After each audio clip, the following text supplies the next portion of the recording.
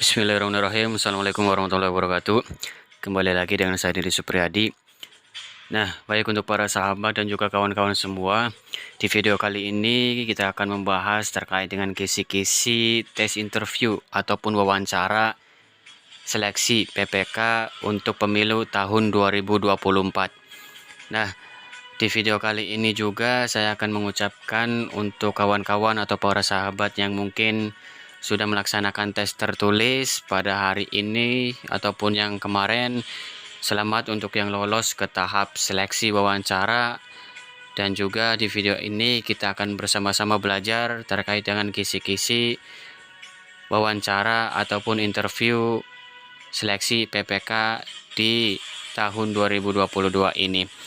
Nah, seperti biasa untuk kawan-kawan dan para sahabat semua, untuk yang belum subscribe silakan subscribe terlebih dahulu channel saya ini, dan jangan lupa untuk nyalakan loncengnya.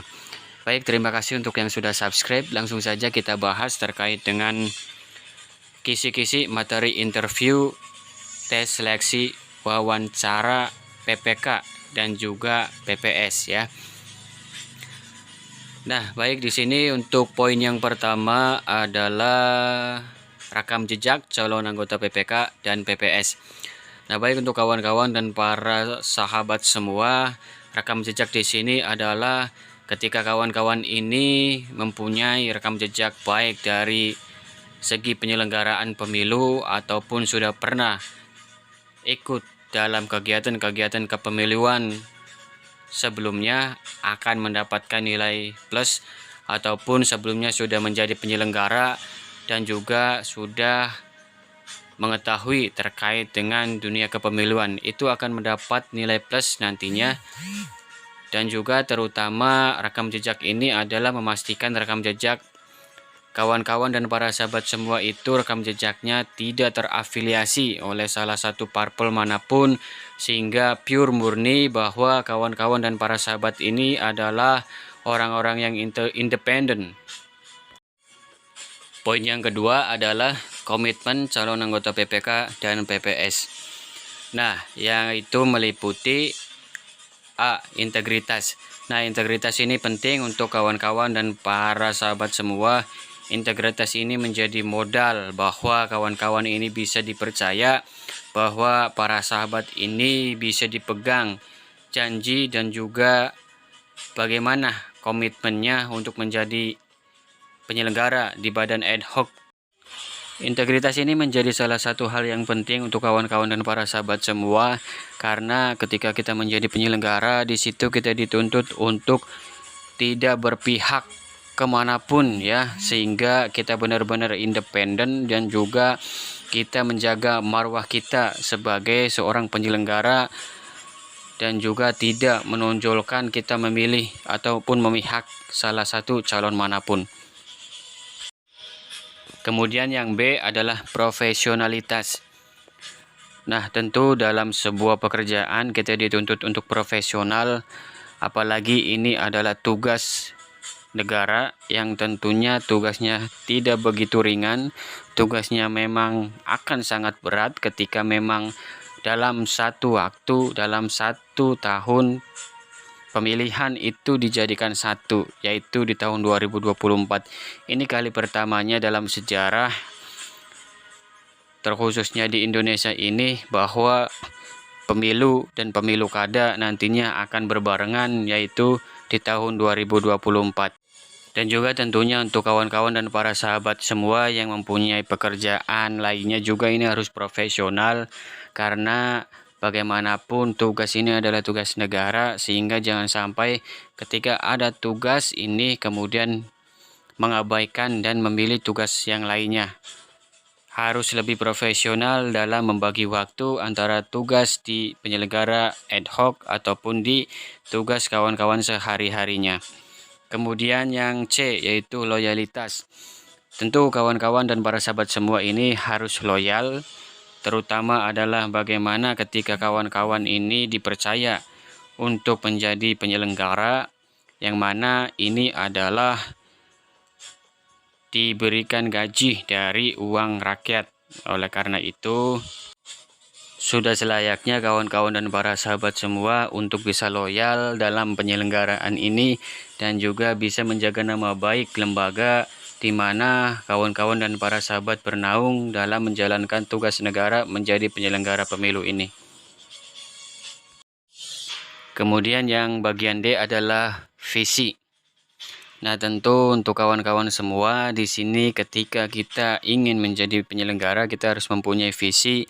Visi yang dibawa kawan-kawan dan para sahabat ini apa? Tentunya adalah bagaimana ingin menyukseskan pemilu tahun 2024 ini dengan lancar, sukses tanpa ekses, dan juga bisa menjadikan momentum pemilu dalam satu waktu ini menjadi pemilu yang berkualitas, bukan hanya dari segi kuantitas tapi juga dari kualitasnya akan sangat-sangat dinanti oleh masyarakat Indonesia. Nah, berikutnya yang ketiga yaitu pengetahuan tentang pemilu yang mencakup A. Tugas, wewenang, dan kewajiban PPK dan PPS.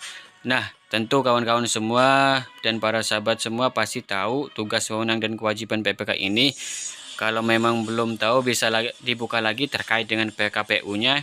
Silakan baca lagi tugas, wewenang, dan kewajiban PPK dan PPS.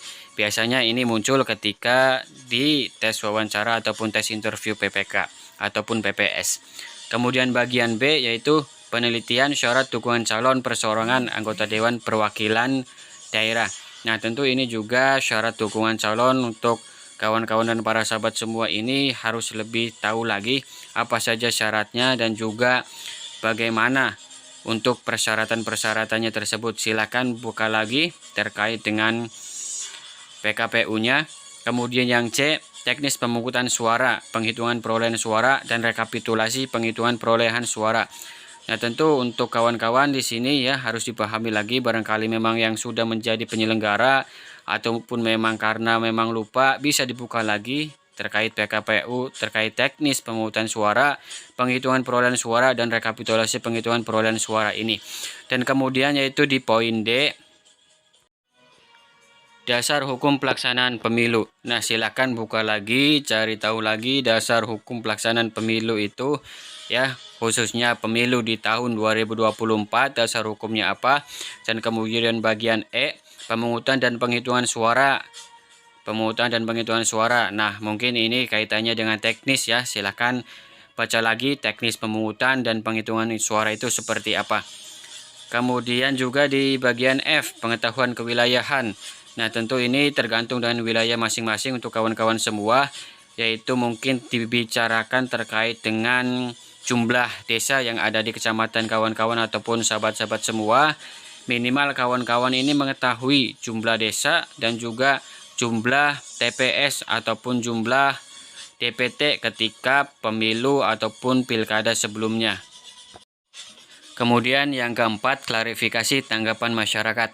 Nah, terutama ini untuk memang yang barangkali dari kawan-kawan semua ataupun sahabat semua ini ada tanggapan dari masyarakat dan juga kawan-kawan nanti bisa untuk mengklarifikasinya. Nah, mungkin itu saja untuk kawan-kawan semua. Terima kasih untuk yang sudah menonton dan jangan lupa untuk klik subscribe dan juga nyalakan loncengnya. Untuk yang belum subscribe ya, silakan sekali lagi klik subscribe dan juga nyalakan loncengnya. Mungkin itu saja untuk video kali ini. Kita akan bahas lagi video-video di video selanjutnya. Terima kasih. Wallahul muwaffiq ila aqwamit thoriq. Wassalamualaikum warahmatullahi wabarakatuh.